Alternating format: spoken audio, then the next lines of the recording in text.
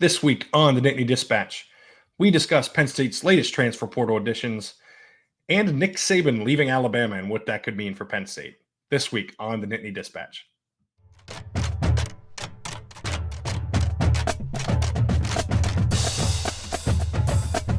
Hello and welcome to the Nittany Dispatch. I am John Sauber of the Center Daily Times. She is Audrey Snyder of The Athletic.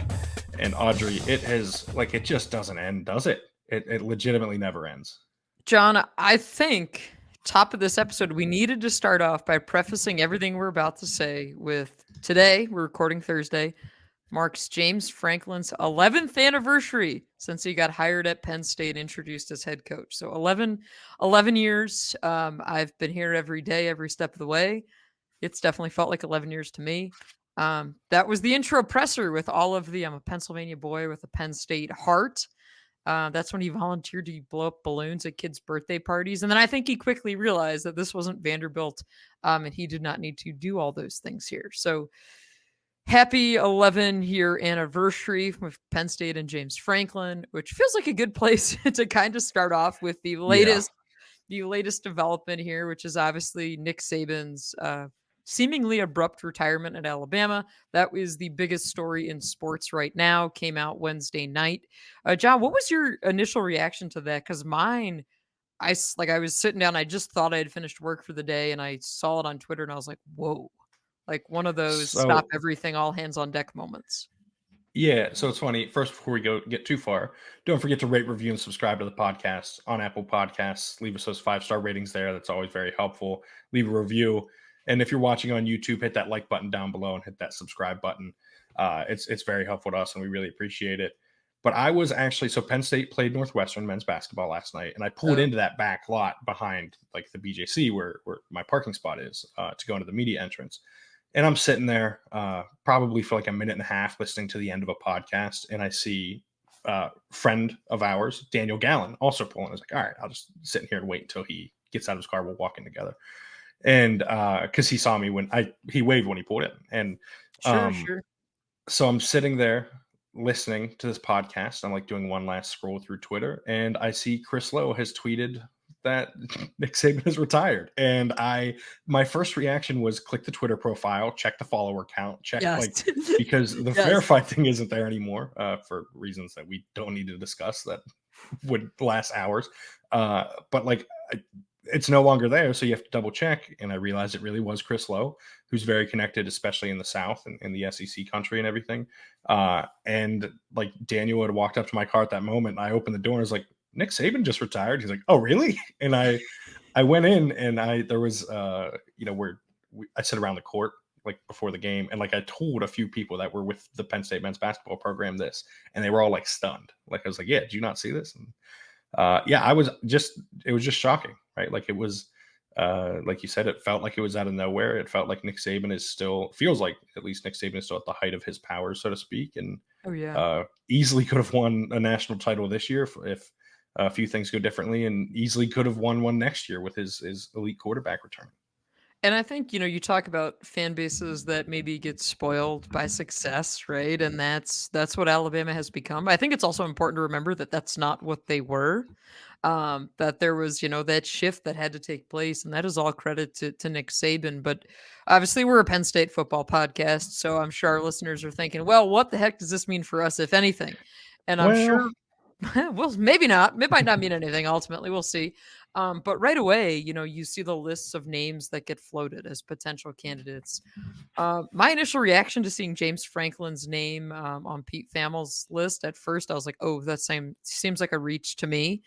Again, because partially maybe in my head, I had just written a mailbag in which someone on The Athletic, one of our subscribers, had asked me, is it fair to expect more from James Franklin at this point, that they were tired of the 10-2 seasons, and after the Peach Bowl that they'd kind of soured on everything here. So that was kind of front and center in my brain. And then you see the best job in college football come open, and you see James Franklin's name being floated on a list, which, again, to be very clear, for our listeners, a lot of times when these lists happen, these are agents essentially doing their job, right? They're the ones oftentimes floating names, these types of things.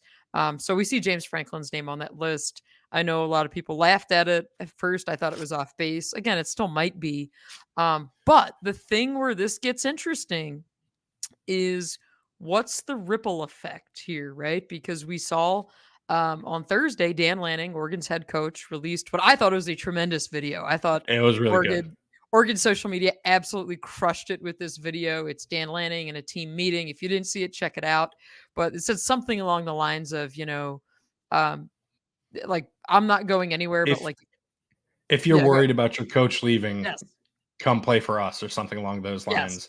The Ducks aren't going anywhere, and neither am I, or something. You know what I mean? So that's And at the end, paraphrased a he's little bit, smoking but a cigar. Like, it's yeah, just, yeah, and that's so after the reporting. There was some clearly erroneous reporting last night that he was in Tuscaloosa. He posted a photo of his location at that time, which I thought was very funny. coaching That he was still in season. Eugene.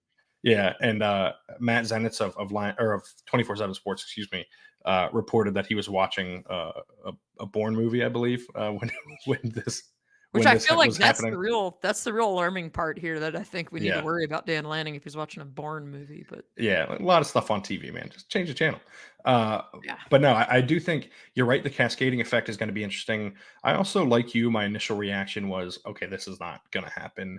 Mhm. And you start to think about the type of coaches that Alabama would target, right? It's the names that everyone has seen. It's Dan Lanning, it's Mike Norvell, it's Steve Sarkisian, it's Lane Kiffin potentially, which I'd have a hard time seeing. Oh, Uh, buddy. it's Kalen Kellen DeBoer, DeBoer. right? And it's James Franklin, right? Like they're going to hire a top 12 coach in college football, and they're going to probably, outside of Lanning, it seems, And pick who they want. you didn't mention Kirby Smart, Yeah, I which didn't. I would I think listen. I'm not in a place of knowing this for certain right. with 100% certainty. Kirby Smart's at his alma mater. He's crushing it. Frankly, they're ahead of Bama at this point. I don't see a reason for him to take the Alabama job. Maybe he would really just want to succeed Saban, and that's that. But I have a hard time envisioning that one. Frankly, that's also the case with Steve Sarkisian, who I think you can make the argument, and I would, that Texas is a better job than Alabama. We saw how quickly Sarkisian turned it around there. And he's got a unified front from what it looks like on all ends. James talks a lot about alignment. It seems like they have that at Texas. I think people forget, and I was very young when all this was happening, but how much infighting there was at Alabama before Saban got there, Right. right? Like the booster situation was not all that different from a school like Auburn, which we saw how that went recently too.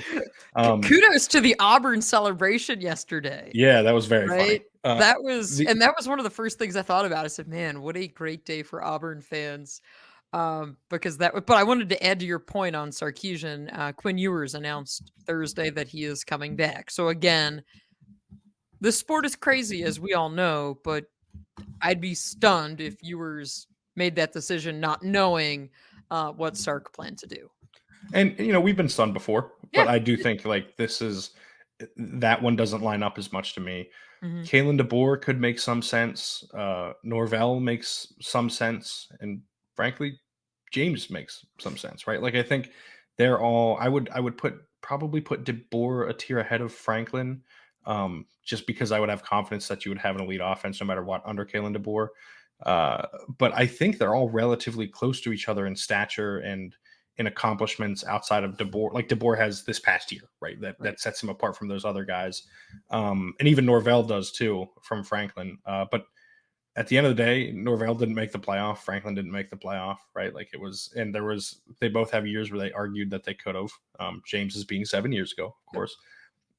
But I do think like he is in that tier of coaches, and want to be careful about how I phrase this. I would be pretty surprised if Alabama did come calling, if it weren't actionable and if it weren't actioned, I should say, right? Like I just think that is the kind of job that for that tier of head coach, maybe if you're Dan Lanning and Kirby Smart and Steve Sarkisian at Mhm. those schools, you can say Cut no. above. Lan- Yep. yeah, Lanning has unlimited NIL funding from the sounds of it, right? Like it sounds like Oregon is rolling in it They're with the printing Nike money money and out everything. there, right? Printing Yeah, that and Nike money, essentially. Alabama is Alabama, Texas is Texas. Penn State fans don't hate me for saying this. Those programs are a cut above Penn State right now. It just is what it is.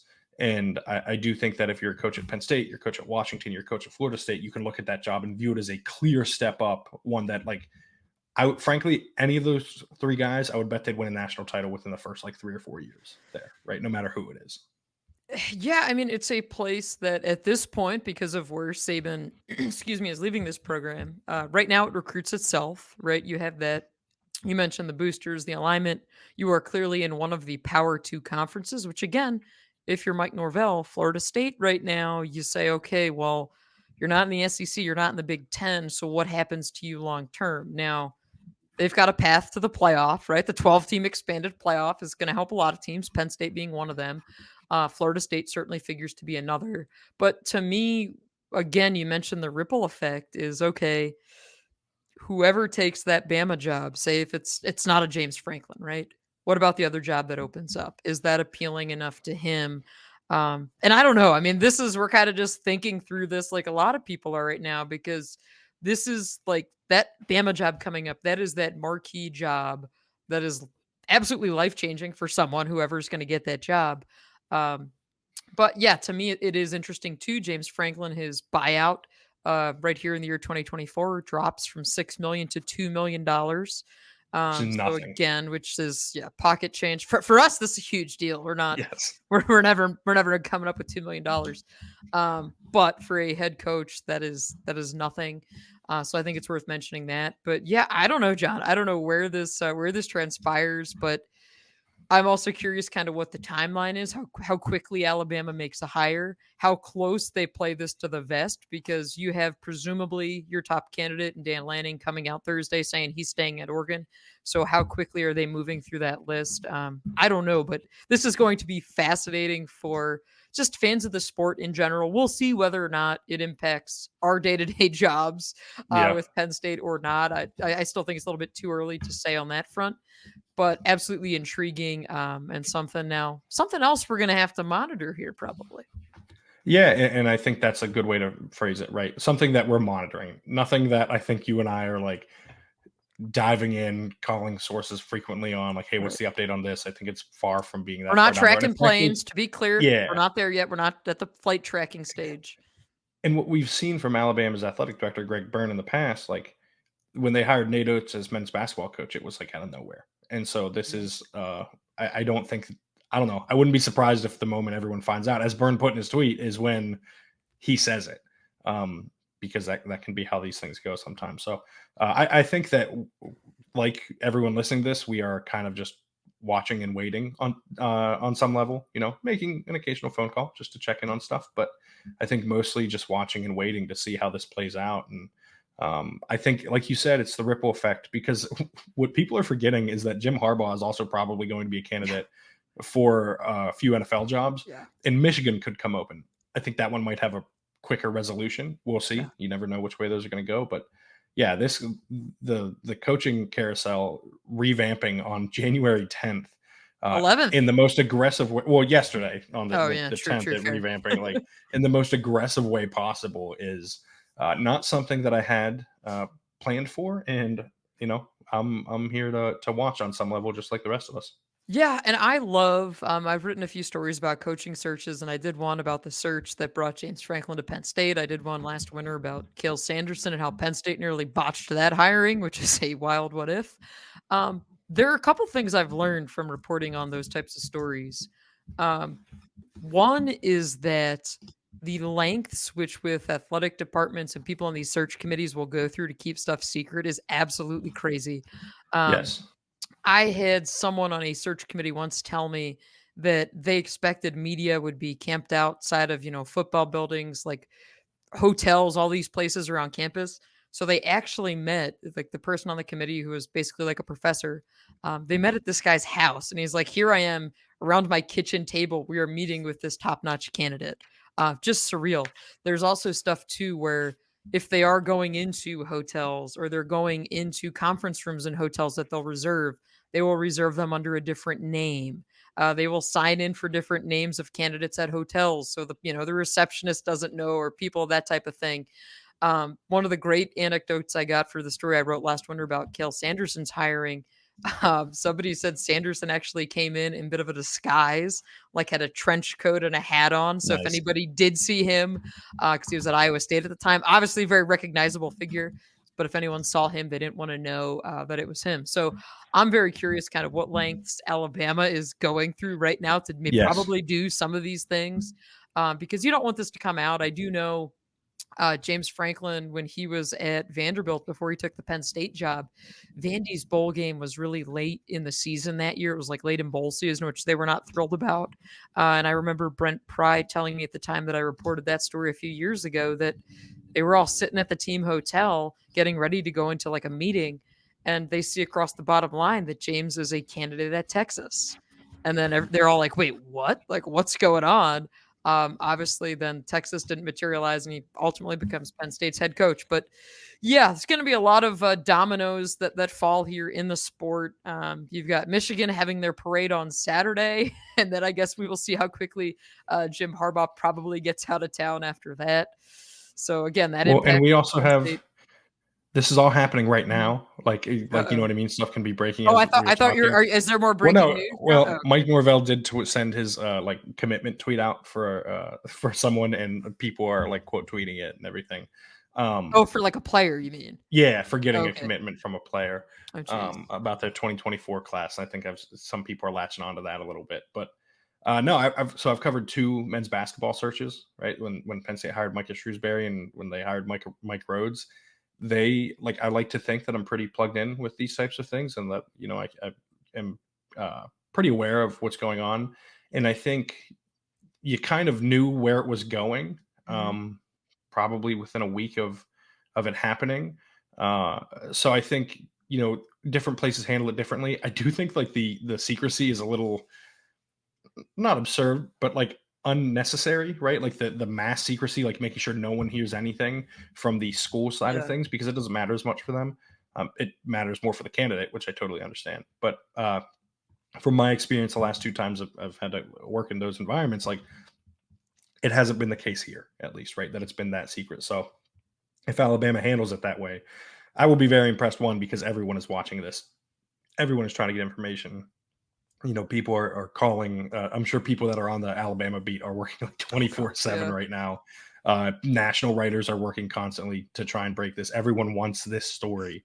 They don't want to be the one that gets it, and so I will be curious to see, uh, how well they do with keeping that veil of secrecy up. Because, like I said, with men's basketball, with Shrewsbury, Don't try to it was compare Alabama to Penn State men's no. basketball, John. I know, No, I'm not saying this is I similar from a program standpoint, but just know. like with that search, like you knew probably like a couple Yeah. weeks in advance, and with Mike Rhodes, I think I knew probably a week and a half in advance that that's the direction it was trending. Right, like you can get a good sense for it. So now it's been reported that Byrne wants it done in 72 hours, and we are officially Clock is 48 ticking. hours into, or 24 hours into that. 24. Excuse me, Yeah. we have 48 left.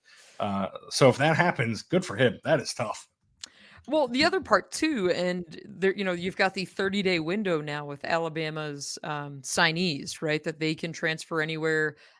So that's going to be interesting too, because you've got the the best, some of the best prospects in the country now, essentially trying to figure out if they're going to stay at Alabama.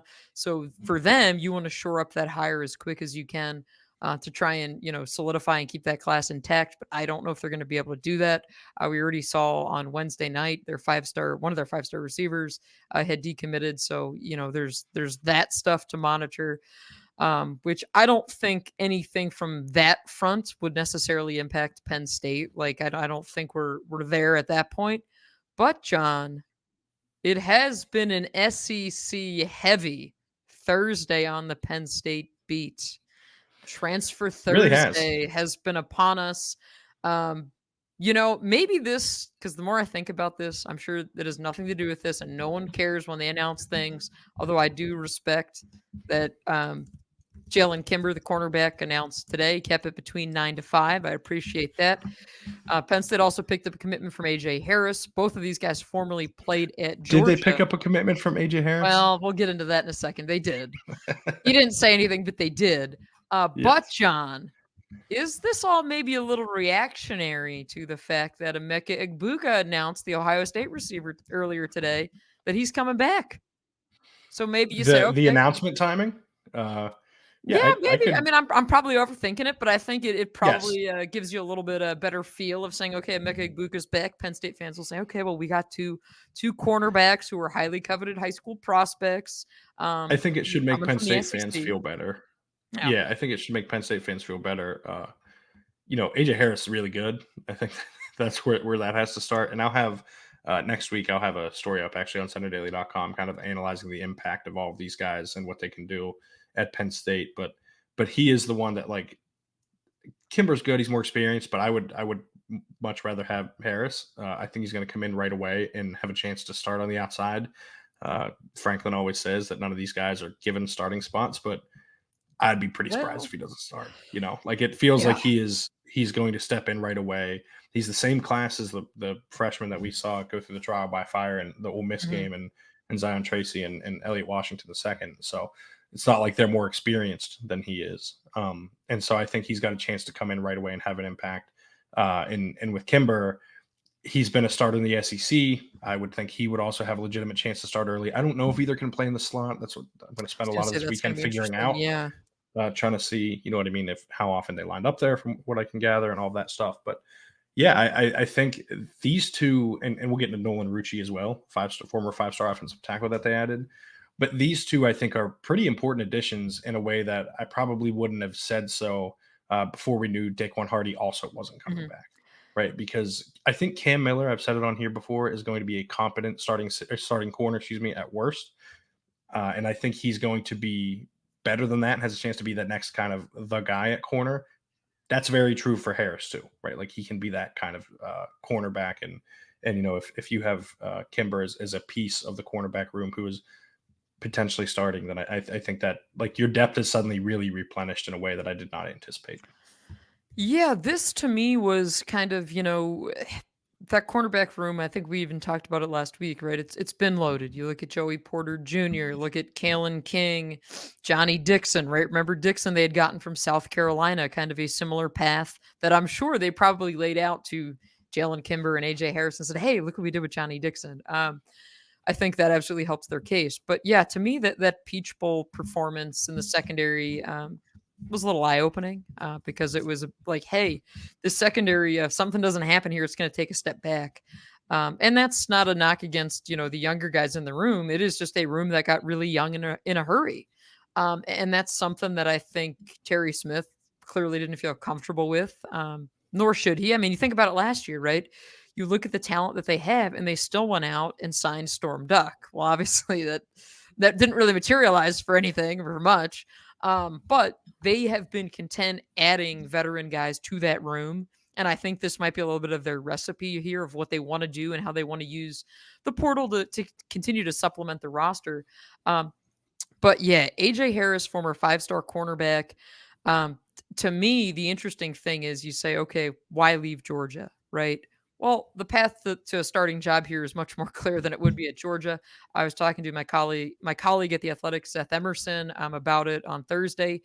We have a story up, kind of about the transfer and why it didn't work out. And one of the things that he was reporting was that Georgia had a little bit of intrigue in AJ Harris potentially playing safety, and that wasn't something he was overly thrilled with. So, you say, okay, you've got a clear path here as a cornerback. I believe he is 6'1", if I'm recalling off the top of my head correctly.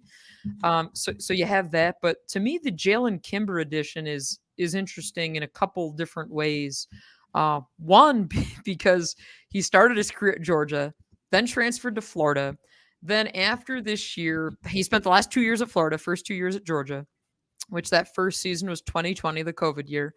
So the last 2 years at Florida. Then he originally committed to Louisville December 30th. Now all of a sudden it's Penn State. So this guy's moved around a lot, transferred a lot. He has 2 years of eligibility remaining, is what we've, I believe, determined. I think in his statement he said he has one, but Well, I think he said it's going to be his final yeah, year, which maybe implies something else. I don't know, but he has. So just to lay it out, 2020 was the COVID doesn't year; count doesn't count for anybody. 2021, he only played in one game, so it's a because he had an redshirt year. injury. Yeah, shoulder injury, Yep, I think. hurt his Or no, shoulder against yeah. UAB, and 2022 played in, I think, 11 games at Florida, and then in 2023 started in 11 of 12 games for Florida. And so the last 2 years are the only 2 years he played. 1 year before that's redshirt. One is COVID eligibility. Therefore, he has 2 remaining. Now, he may not want to just play a sixth year in college, and that might be the reason that he put that. Hopefully, we get a chance to talk to him and ask him at some point. Who knows? But yeah, I think he has 2 years left. Based on that tweet, it seems like he's planning on spending 1. Yeah, and the timeline again is interesting because the semester started this past Monday, right? So Penn State's in syllabus week. So if you were getting guys in here, and you and I talked about it last week, if you were getting guys in here for the winter and then therefore for the spring semester, because it's all one semester here, like they needed to be here. So this needed to happen. So the AJ Harris thing was interesting because you said, is he here? Is he enrolled? Because he has not said himself, which again, in this era, players can do whatever they want. I don't care if they want to announce or not, but it is unusual in this day and age when a player does not come out with a Twitter statement, an Instagram statement saying, hey, here's where I'm transferring to. AJ Harris, as of recording this, has not said that. He has not said that, hey, I'm transferring to Penn State. I don't know why. Maybe he just felt like after going through his recruitment once as a high-profile prospect, he didn't need to do it again. I don't know. But then that's where you get into the conversation of names start appearing in the Penn State student directory, which is never the be-all, end-all, right? I believe it was Devin Carter, the wide receiver, whose name appeared there last year. Obviously, Notably, Devin Carter, not at Penn State. Mm-hmm. So it's never the kind of be all end all, but that was interesting because I know Harris and Kimber, their names kind of appeared in there early on. But, John, you and I talked about it before. James Franklin said that Penn State needed to speed up the process, speed up the admissions process, that things in athletics don't work on a similar track or timeline as things in academia do. So if they were going to get guys in here, they needed to do that. Remember, this is also, which I'm curious, we probably won't see anyone on this roster till at some point in February, but you have 16 early enrollees. Plus, we know Julian Fleming's here. We know Nolan Rucci's here. We'll get to that in a second. And then you add AJ Harris and Jalen Kimber. And it's going to be like, all right, I think they might have to start handing out name tags, maybe, John. I might need some practice with faces and names and numbers and trying to get everything in order. That's going to be a lot of the next month, is making sure we've got names and faces and everything lined up. But Harris, you mentioned, he's in the directory. I was able to confirm it with a source too, that he is enrolled and in classes. So he is at Penn State. He is in town. I don't know why there wasn't an announcement. There hasn't been anything official from Penn State on any of the portal guys. Very strange. But you mentioned Nolan Rucci too. He is one of the more interesting ads, I think, this cycle, because you can kind of project what Fleming's going to be pretty quickly, right? Like the role he's going to step into. Can you project that? Are you here to call him wide receiver 1? Yeah, I mean, I think he's the best receiver on the roster right away. Well, let's. I think you opened the door, John. You opened the door. The other question that's out there, Keandre Lambert-Smith. Speaking of people we haven't heard from, yes. No, we don't know if he's here. If he plans to be here, we have not seen a statement. Again, classes started Monday, so either he's here or not, but unclear on that at the moment. Yeah, and I think the assumption is that he's at Penn State. Like, I think he kind of has to be at the assumption at this point. Now has until, I think, Monday or Tuesday for late ad drop for registration, which is not a thing that I ever want to have to think about again. No, late ad is late drop. Well, I know late drop's later, but I don't. No one late drops my class, John, because they all want to be there. I'm so sure of that. But I think late, like essentially the day that he would have to be registered by is like Tuesday or something like that. Yeah. And so that is after the draft deadline, I believe, right? Somewhere draft in there. Deadline is Monday. Yes. Yep. So so it should be finality there one way or another. I think it's pretty clear which direction this is trending. I don't know, John, if anything's ever clear in this sport. That's true, but I do think we have a good sense of this, right? The transfer portal window for Penn State players is closed. Like, that is not an option. These but now there is the other window after spring ball, right? We could call it the Storm Duck window, maybe. That's the that is the other thing that this doesn't just go for Keandre, it goes for every other guy on Penn State's roster. There's another window in April that opens up. I think it's the 15th or 16th, something like that. Probably right after the blue-white game. Yeah, that's future. I'll worry about that in April when that comes around. But yeah, so I mean that's a possibility, but it seems like he will be here for spring ball. Spring ball. I'm not like breaking anything or anything like that. I'm not reporting anything. I'm just reading the tea leaves a little bit on that one. I think everyone pretty safely can at this point. Now watch it change by Monday, I'm sure, because I said this. But to go back to Rucci, like I think he's coming into a situation where he will be competing for one of the tackle spots, right? He's got better size and length than Drew Shelton, Mhm. and so that might make him a more ideal candidate for left tackle. But I think there's going to be a competition either way because Anthony Donko looked really good at right tackle in the Peach Bowl, and so we'll see what happens there. But I do think that at this point, it feels like Shelton is going to start. It's just a matter of which side, and then whether it's Rucci or Donka or whoever takes that job. I think it's going to be a competition. I guess what I'm getting at. Like, I don't know that this is a situation like James says all the time. They don't tell guys they're guaranteed to start or anything like that. But I do think there's a more realistic chance that maybe Rucci at least isn't starting right away at Penn State. Who knows? Maybe he is. Maybe he comes in. He's I an mean, elite left tackle, but I think, and he's, I believe, like 6'8", I think, if I'm 6'8". recalling correctly. 6'8", Um, 308, I believe. So like a little lean for a tackle still. yeah, 6'8". That's a massive, massive human being.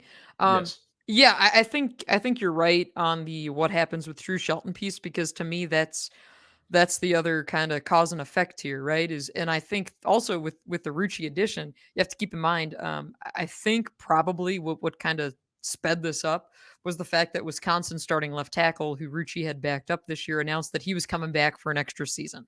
So I think once that happened, if you're him, you say, okay, do I really want to sit another year before I get my chance to be the left tackle? So I think that's probably what kind of sparked this thing. So now you look at it, and I would love to know what Penn State's telling Drew Shelton, what Penn State told Nolan Rucci, because I know the way Phil Troutwine talked after the Peach Bowl, he had said Drew Shelton is our future, right? Like I remember that quote. I went back and listened to it. Now you hit on it. We know Shelton can play left tackle and right tackle. He's said over time that he feels more comfortable on the left side. Maybe that's changed, maybe not. But I do kind of wonder what you do there, because here's someone who is came in, exceeded expectations freshman year, was able to help them out when Olu Fashanu got hurt, help them out in a big way, and then this year plays a role opportunity. So I don't know what they do there. To me, that makes spring ball really interesting because you've got, I think, two really intriguing left tackle options, and then you hit on it with Anthony Donka, and he was to me like the surprise of the Peach Bowl, Yes. where it's like you look at this and you say, oh, okay, like this is absolutely an option. And remember too, like Penn State also. The guys that they recruited and redshirted last year, the offensive linemen, like those are other guys that are going to be really intriguing for spring. But I think, John, what I am most happy about for Penn State fans, especially with the Rucci and the Fleming additions, is that they get to live out this long-standing what if these guys Yes. would have picked Penn State?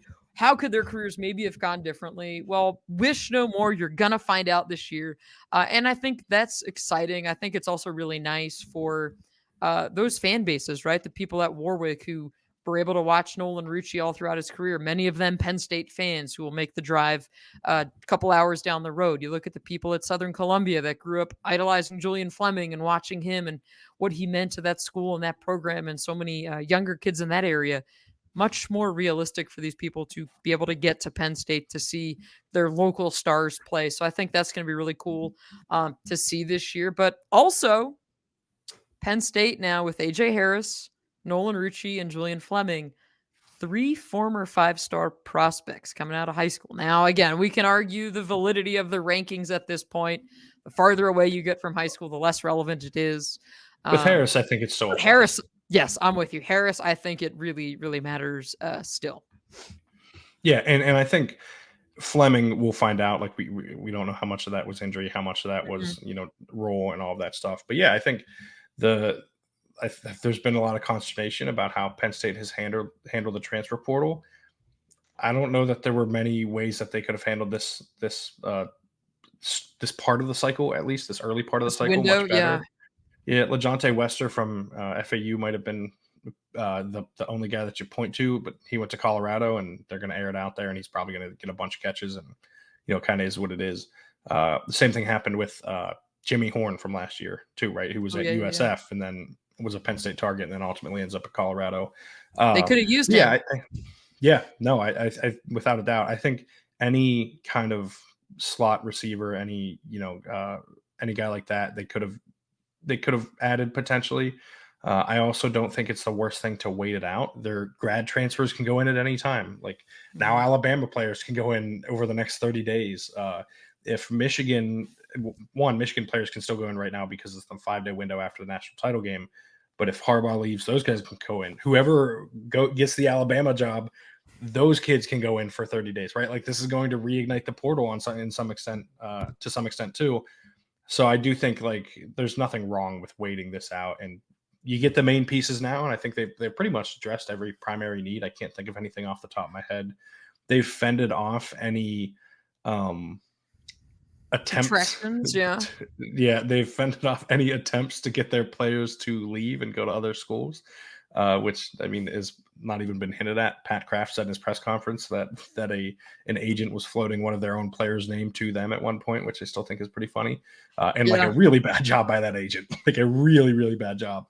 But I do think like that is an underrated part of the portal window is fending off other suitors, and Keeping your own they were guys, yeah. they were out there, right? Like that Penn State is a very talented roster and other teams want those guys. So I think that is a clear job well done by Penn State.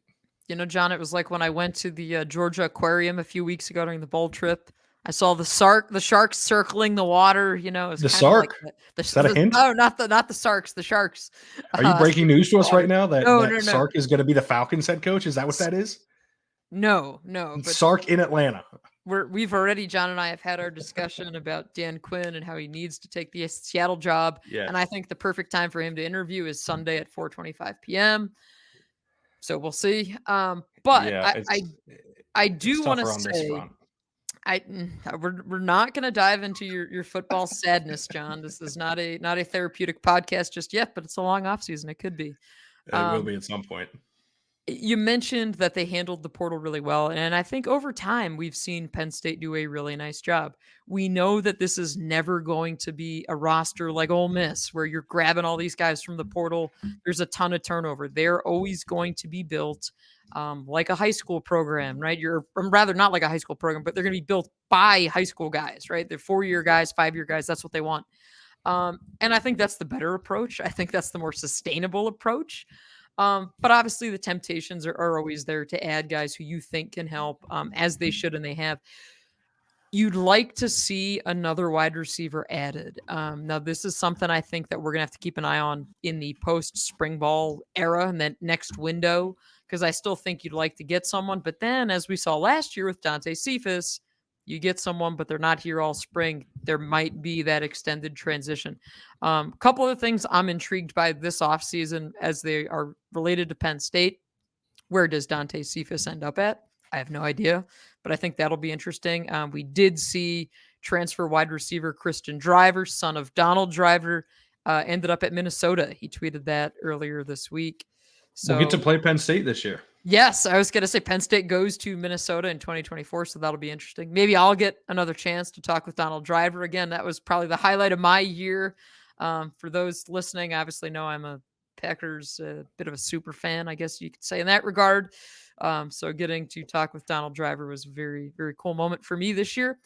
The other thing I'm intrigued by, which we haven't seen any answers to, and we might not, what happens to Mike Yursich, right? The fired OC. Does he become an analyst somewhere? What role does he take on? I don't know, but those are kind of some other things that are swirling in my mind in the off season that never ends, right? Yeah, I think Yursich is an interesting one. I think that feels like an analyst hire somewhere, right? Like where he goes and somewhere and spends maybe it's an off year or what have you. Or like as these coaching staffs get shifted around, maybe the cascading effect eventually gets to him, right? And he's an offensive coordinator somewhere again. There's still movement on the coordinator front too, by the way. That has not Yeah. ended by any means. But not So on I Penn think State's coordinator front. To be clear, yes, Penn State that is has solidified that on both fronts. No more coordinator changes this offseason. man, you just keep leaving out Stacey Collins. Just both fronts. There's three Yeah, fronts. true. Yeah. But no, I do think I do think that that is going to be one of the things that I follow. You mentioned Cephas. There's been connections. There's been reports that he visited Kansas State. I think that would make quite a bit of sense, Ooh, okay. which would be really interesting with Avery Johnson, their quarterback, who seems very good.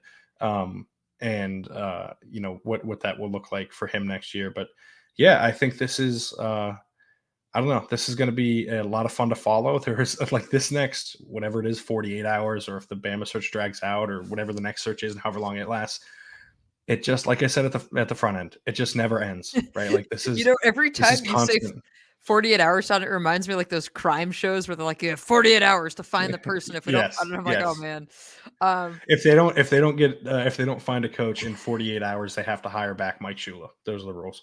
wow. What that yeah, that's I mean, tell you what the crazy thing, you look at the Saban, coaching tree, and I was looking at a graphic earlier, absolute insanity, when you kinda look at that tree and just I think the other thing too, people are like, "Oh, he could have kept doing this."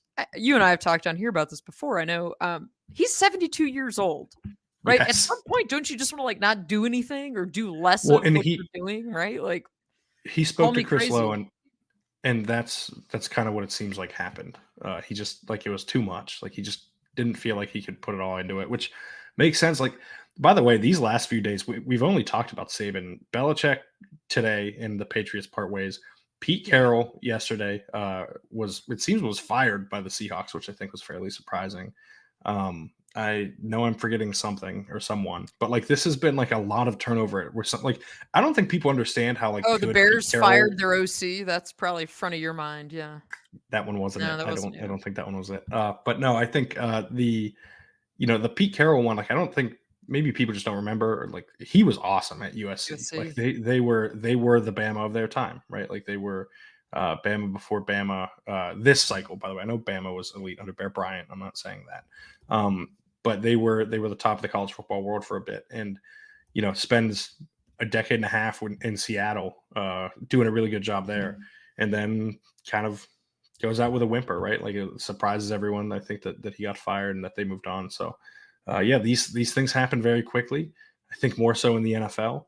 Uh, there's the human aspect of this that you hate to see people lose their jobs. That's why these retirements are so much easier to cover because there's less. It's like, oh yeah, this is what he wanted. It's more of the. It's easier to discuss the job change happening and everything. But there's been a lot of movement. There's going to be more movement. Like I don't think we're done. I don't think we're going to be done at least for a week or two, right? Because of the cascading effect of this. And so, whoever Bama hires will lead to another hire. Will lead to another hire. Will lead to another hire. If Michigan goes outside the program, that will lead to a hire. That will lead to another hire. That will lead to another hire. So, there's going to be a ton of movement here in January that I am both looking forward to and hopefully not going to have to be involved in much from a work standpoint. Yeah, I think we're hopefully we're in a good spot here. You mentioned Pete Carroll. I wanted to plug this story. This is like one of my all-time favorite stories to read, favorite pieces of sports journalism. If people are into reading long-form stories, which I hope you are, it's called 23 Reasons Why a Profile of Pete Carroll Does Not Appear in This Space. It was from LA Magazine back in 2007. Great story if you want to think about where Pete Carroll was at USC and kind of what an interesting figure. See, John's over there Googling the story. I am. I have not. I've It's an not heard of this. this is I probably have read this story like 8 times in my life. It's that good. It's that interesting. Cannot plug this piece enough. It's just tremendous. But yeah, I think, John, it also speaks to all these coaching changes. Like it feels like for us, like a very important, probably part of your childhood or young adulthood. It's kind of coming to a close with these coaches, right? I mean, we live in No, a definitely world. childhood still. Like I Yeah, was so probably like childhood for when you. Yeah. yeah, because I grew up in the Belichick, like the real reign, Yeah. right? Like the aughts. And Pete Carroll, he was at USC. I was like he when he left, I think it was 12 or 13. With Saban, like he took over Alabama when I was 12. Like these were all the coaches that I grew up watching. So it is very strange to see, especially to see them all go out at kind of the same time. Same Uh, within a few days of each other. This is Yeah, within like 36 hours, everyone has decided to leave. But yeah, no, I think it is like the closing of a chapter for me specifically, and like what my football exposure was as a child, and all of that. So because like the Bush push and everything was top yeah. of mind for me as a child. unfortunately, there was a Super Bowl that was at the top of mind for me as a child that ruined football for me for a couple years when I was 9 years old. We There don't need to talk was, about John Elway on this podcast, John. It's fine. yeah, We're not going no, there. Yeah. that's fair. Pete Carroll didn't actively ruin anything for me, at least, which I Oh, he did for appreciate. me. He did for me. Yeah, Yeah, on the well, it was more so the replacement refs, but he kind of went along with it. So I've always yeah, I don't. and the Packers meltdown in Seattle. Like you want to talk about worst moments of my sporting fan lives. I'm very happy to see Pete Carroll go. Quite frankly, it's gonna come soon enough, right? Yeah, that's a. But I am very excited, John. To we'll get to watch hopefully the NFL this weekend, like normal people. That's I'm right. very much looking forward to that. I'm not so sure if your fandom feels the Yes. same way about Monday night. Listen. I get the weekend. I'm very much Yeah. looking forward to Saturday and Sunday. You better believe Ye- it. Monday, it'll be full throated. Go Birds! But I know what's best for the future of the franchise, and we don't have to have that discussion right now. Yeah, John and I have had plenty of discussions in which I try to misguide or talk about his misguided Eagles fandom. None of them have seemed to work. But I think is that all we have for that? I think that's all we have. Nobody else is portaled. No one's been I think hired or that's everything. fired. If you're watching on YouTube, you've seen me checking every Twitter notification I get out of fear during this episode because every time something pops up, fortunately, well, I guess unfortunately for me, the only thing that happened was that AJ Brown did not practice for the Eagles today. So Mm. we did not miss anything in the Penn State world or the college football world while we were doing this, which is fortunate because it is going to be moving pretty quickly over here over the next few weeks. And frankly, we will probably be discussing it on some level, whether it impacts Penn State or not, because on some level, it all impacts Penn State when you get to this level of program. So Audrey and I will have you covered here on the Nittany Dispatch. If you'd like to read Audrey's writing, you can find it at The Athletic. If you'd like to read my writing, you can find it at centerdaily.com. Audrey on Twitter, of course, Odd Snyder 4. I am John Sauber. Don't forget to rate, review, and subscribe to the podcast if you haven't already. Like I said, if you're on YouTube, hit the like and subscribe button down below. If you're listening on Apple Podcasts, leave a 5-star rating and review. That would be really helpful. Until next time, thank you for tuning in. Have a great day.